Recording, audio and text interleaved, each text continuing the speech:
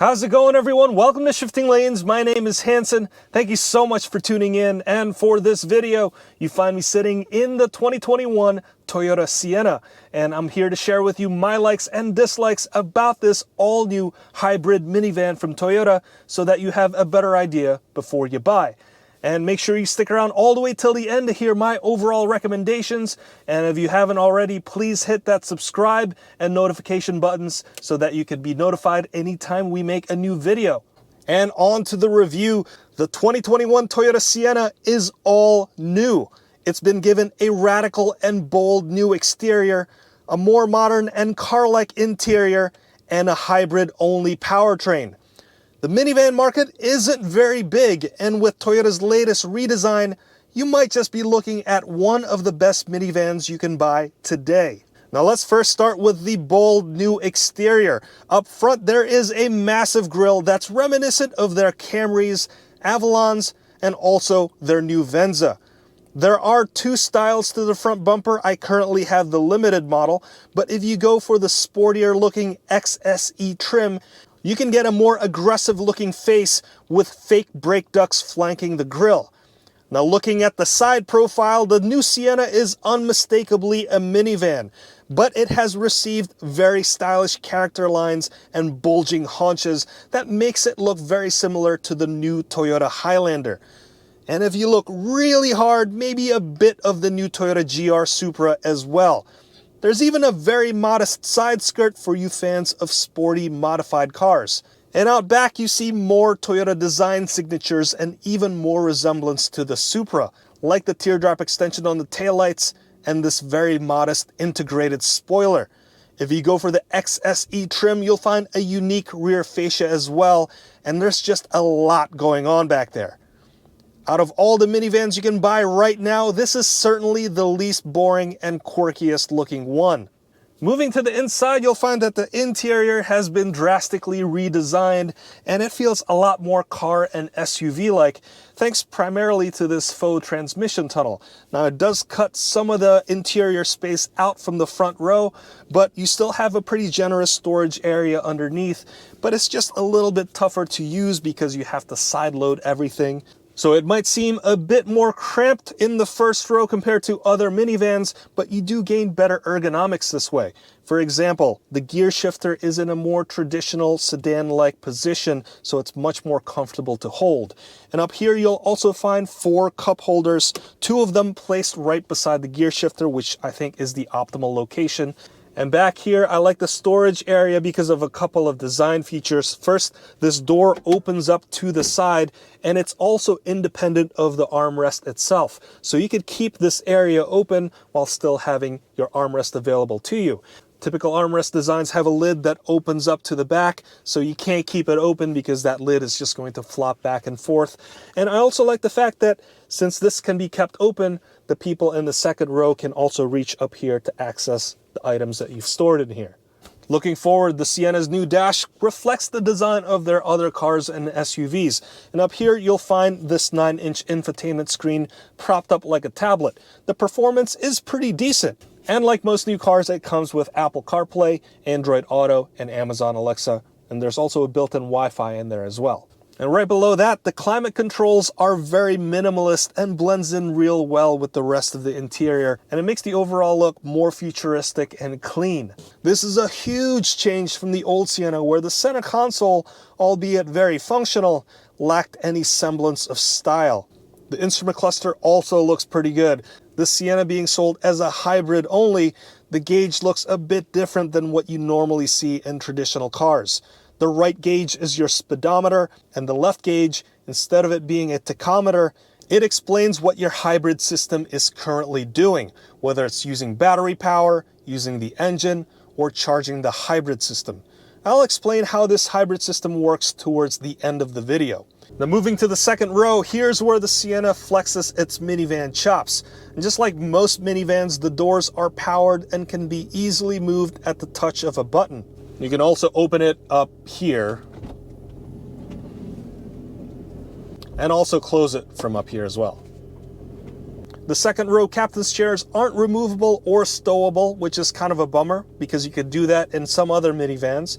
But it has a very long range of motion of 25 inches, so you can maximize legroom for the second row or third row occupants. That super long travel is great because you can opt for a pop-up ottoman in the limited and platinum trims.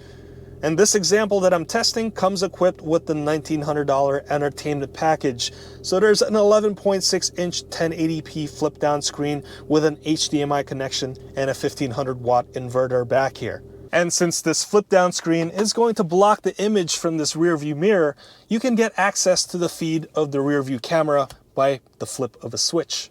There's also a bunch of small design features that make living a bit easier back here, like the side mesh expandable pocket where you can either holster your phone or use as a cup holder.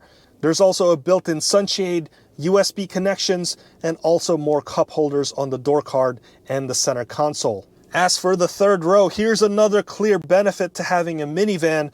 Adults can actually be comfortable back here. Now, there's a decent amount of legroom and headroom.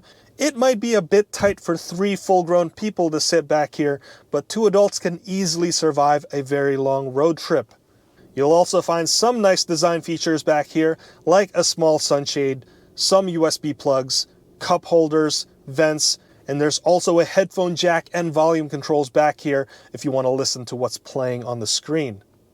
And when you don't need the third row, this will easily collapse into the floor, providing you with much more room for cargo. And speaking of cargo space, there's 33.5 cubic feet of space behind the third row. Behind the first row, this Sienna can provide up to 101 cubic feet of space, and this being a model with a sunroof, it has a total passenger volume of 159.7 cubic feet across all 3 rows. The competition offers more space, but this still smashes most SUVs' cargo space, aside from the really big and expensive SUVs. So how about ride quality?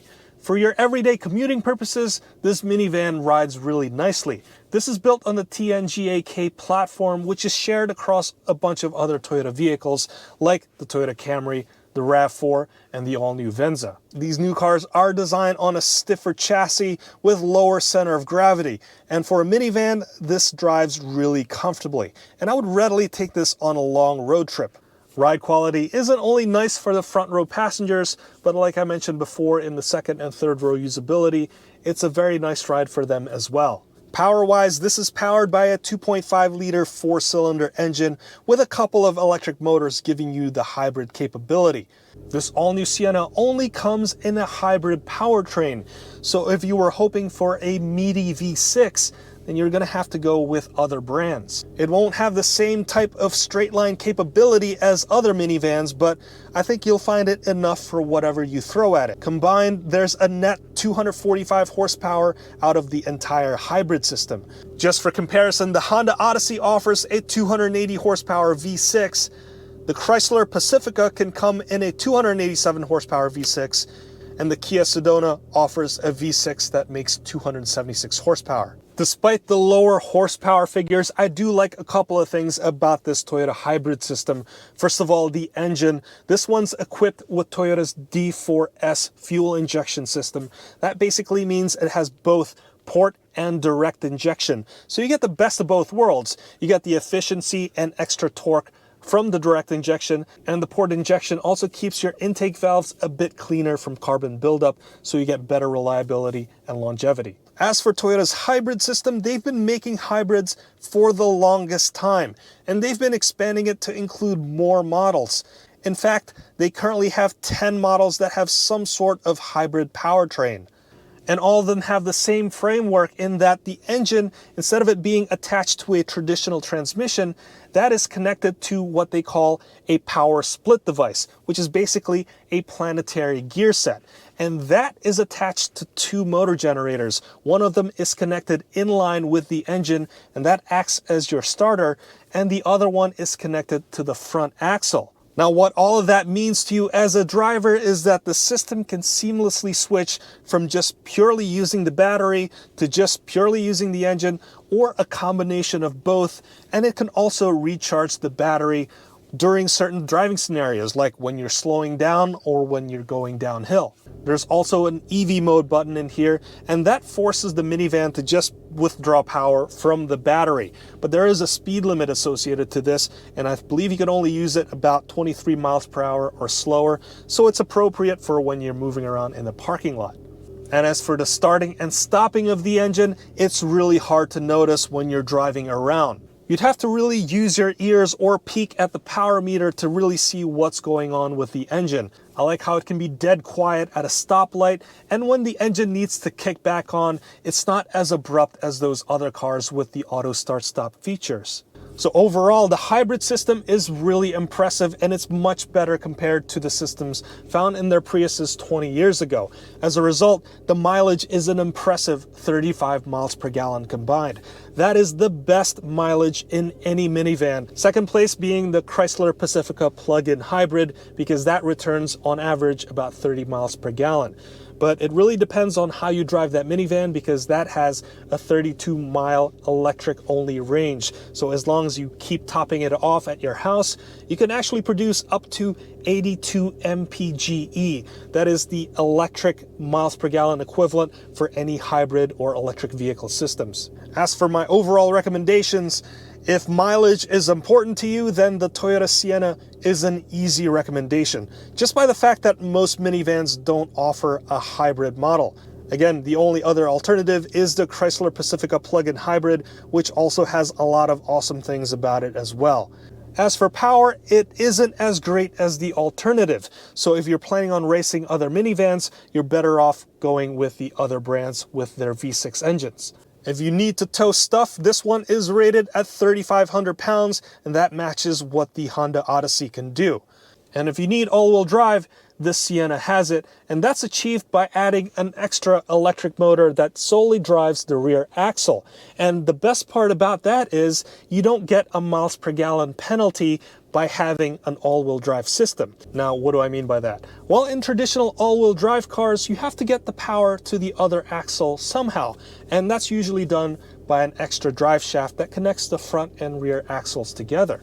Now, when you're not using the all-wheel drive system, that drive shaft is still spinning when your car is moving. So that's just extra wasted energy, robbing efficiency. So that's why all-wheel drive cars will always have a lower mile per gallon rating compared to just their front-wheel drive or just the rear-wheel drive versions. And in the case of the Sienna and other Toyota hybrid systems with extra electrical motors for the rear axle, there is no drive shaft, and therefore the mile per gallon rating, and you could check this out for yourself, between just the front-wheel drive version and their all-wheel drive version is the same. And that's really the benefit of these all-wheel drive hybrid systems. Well, there you have it. I want to thank you so much for watching all the way till the end. If you have any thoughts, please share them with me in the comment box down below. And if you haven't already, please consider hitting that like, subscribe, and notification buttons so that you can be notified anytime we make a new video. I'll wrap it up right there. My name's Hanson. This has been the 2021 all-new Toyota Sienna hybrid all-wheel drive minivan. I'll see you next time.